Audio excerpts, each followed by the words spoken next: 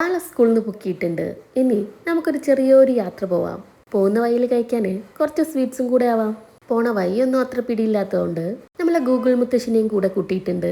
മുത്തശ്ശിയാണെങ്കിൽ highway നിന്നൊക്കെ exit എടുപ്പിച്ച് കുറച്ച് കാടും മേടും ഒക്കെ താണ്ടിയിട്ടാണ് വഴി പറഞ്ഞു തരുന്നുണ്ടായിരുന്നത്.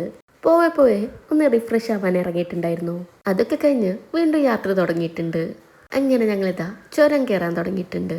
അങ്ങനെ കയറി വെൽക്കം ടു വയനാട് എന്നുള്ള ബോർഡും കഴിഞ്ഞു. പിന്നെ കണ്ട ആദ്യത്തെ ഷോപ്പ് തന്നെ ഞങ്ങളൊരു സ്ഥാനം പിടിച്ചു. അങ്ങനെ ഈ കാടും മേടും താണ്ടി വന്നിട്ടുള്ളത് നമ്മളൊരു ചായ കുടിക്കാനാണ്.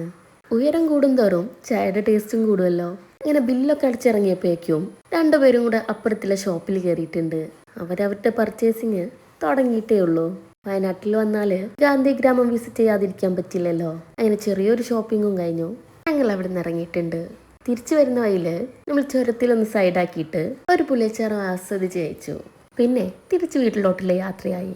ഈ ചായ കുടിക്കാനായിട്ട് വയനാട്ടിൽ പോണ ഭ്രാന്തല്ലേ എന്ന് ചോദിച്ചാൽ അതൊരു മുഴുത്ത വട്ടാണ്.